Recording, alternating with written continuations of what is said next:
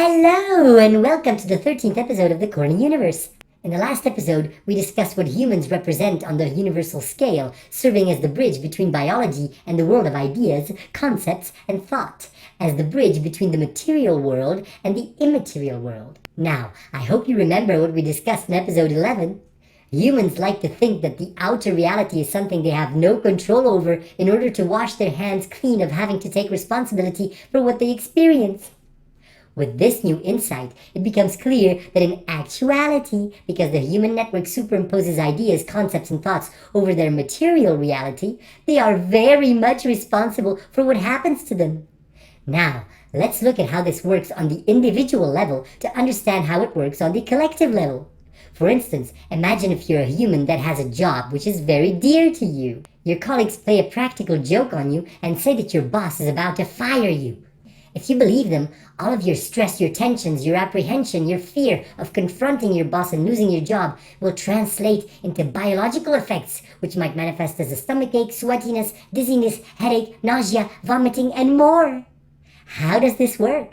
After all, there is no physical or biological relationship between your symptoms and your outer reality. What you have done at the micro level as a human is superimpose ideas, concepts, and thoughts over the physical reality of your body. It is the power of your mind over your physical body.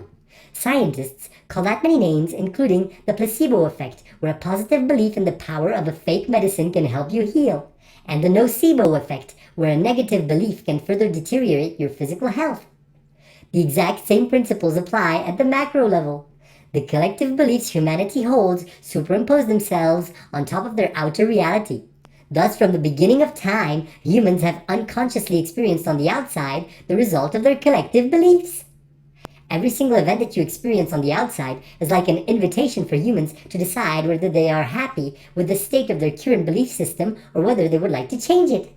And since so far humanity has lived under the illusion that it is powerless with regards to the events it experiences on the outside, the evolution and change between different belief systems, like moving from polytheist gods to monotheism, or from monotheism to materialist science, has always been through pain and suffering via experiencing the limits, problems, and contradictions of their current dominant belief system. For instance, while the Black Plague is currently interpreted by our scientific paradigm as a random event, occurring for no particular reason, in reality it was simply the form that the collective belief in an imminent biblical apocalypse took in humans' outer reality. I'll say it again because this will come as a shock to many.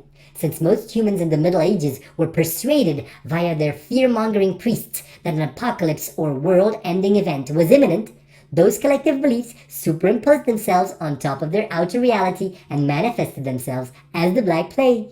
In other words, all of the events that humanity has gone through have never been random, but simply unconsciously self-inflicted, since humanity has not reached a level of maturity to make the link between the power of their collective belief systems and the events that happen to them in their outer reality. With this new way of looking at our reality, truth becomes a very flowing and flexible concept, since truth is but the outer projection of the current consensual belief system shared by humanity. And thus, if humanity shifts its belief system, then the truth also evolves, or in other words, the outer experience changes to reflect that shift in belief. The more people believe in materialist science, the more the outer reality humans experience reflects that belief and manifests proof or undeniable empirical evidence that that is indeed the case. In the Middle Ages, for instance, there were many reports of miracle healings with people growing back limbs, or stories of levitating monks, of people suddenly being able to speak in Latin like Joan of Arc, or of Marian apparitions. All these stories are relegated today to myths, legends, hallucinations. In reality, it is simply that given the growing influence of the materialist science paradigm over reality, such experiences could no longer manifest themselves or take physical form.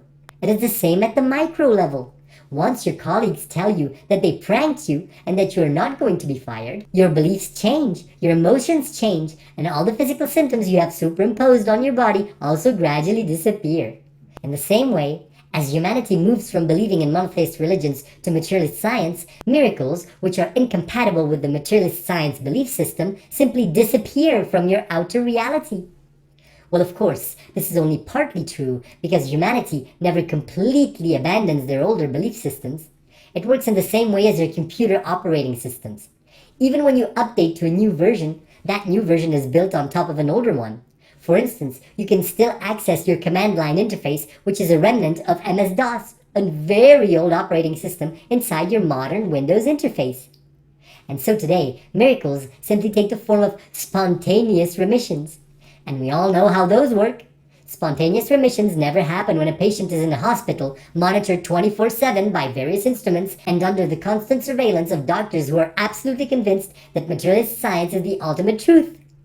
No, such remissions happen outside of the inquisitive eye of materialist science, and doctors simply happen to detect it when a patient comes for a medical checkup.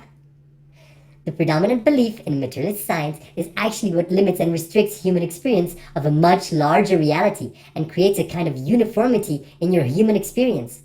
Your mass media play the same role by instructing humans how they should react to outside events, such as the coronavirus, by sharing the most common symptoms.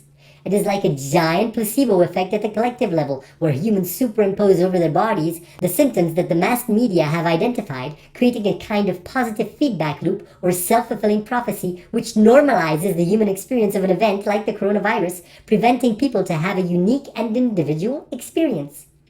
How vast is the world of ideas, concepts, and thoughts?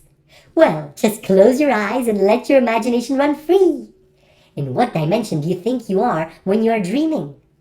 But all humans would agree that simply superimposing just about any idea, concept, or thought over reality without any filter would lead to a pretty chaotic experience. Just think of your dreams. How long can you hold on to your dreams before they fizzle out?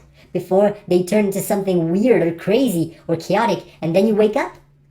The different belief systems that humanity has gone through are like various modules, which are meant to help humanity structure and stabilize the world of ideas, concepts, and thoughts, gaining mastery over the world of ideas, concepts, and thoughts, via experiencing the effect that their belief system has when it takes physical form, so that the experience can continue without fizzling out like a chaotic dream.